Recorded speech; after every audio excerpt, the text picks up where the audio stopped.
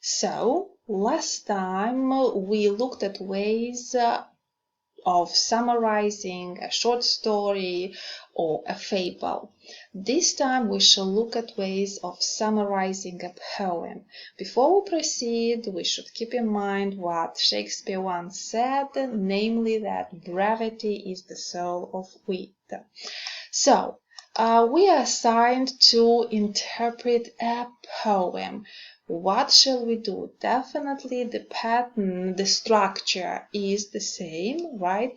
That means that our text interpretation will include an introduction, and the introduction happens in a specific way. That is, we proceed from something more general towards something very specific. That means we gradually narrow down to the thesis statement of our interpretation, which is developed in the following paragraphs of the body of our interpretation. And finally, at the end, we write our conclusion, where we restate in a way what has been mentioned in the introduction, only this time we proceed from something specific towards something more general. Thus, we lead out our reader in such a way. So, our introduction should comprise a summary where we'll include the theme and the main ideas. Now, what is a summary? I have here on this slide 3 definitions, and what all of them say is that a summary is a succinct restatement of the main ideas or key points of the text in your own words. Thus, a summary is definitely much shorter than the source. I keep saying the shorter the better. It repeats the ideas of the source in different phrases and sentences. It definitely omits details, examples, descriptions, and other unnecessary explanations. It has absolutely no direct quotes, something I quite often encounter. And finally, it does not include your own opinion. Another important element is the so-called framing. What does it mean? The introductory sentence at the beginning, the one with which we start. We can have this type of frame. For example, in his poem, the author's name and surname.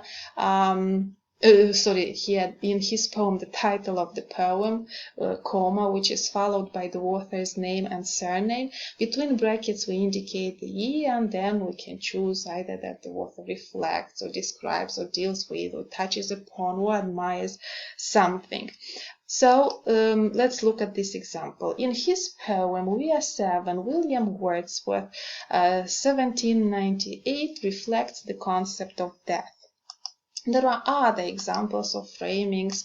For example, William Wordsworth's poem We Are Seven deals with the subject of death.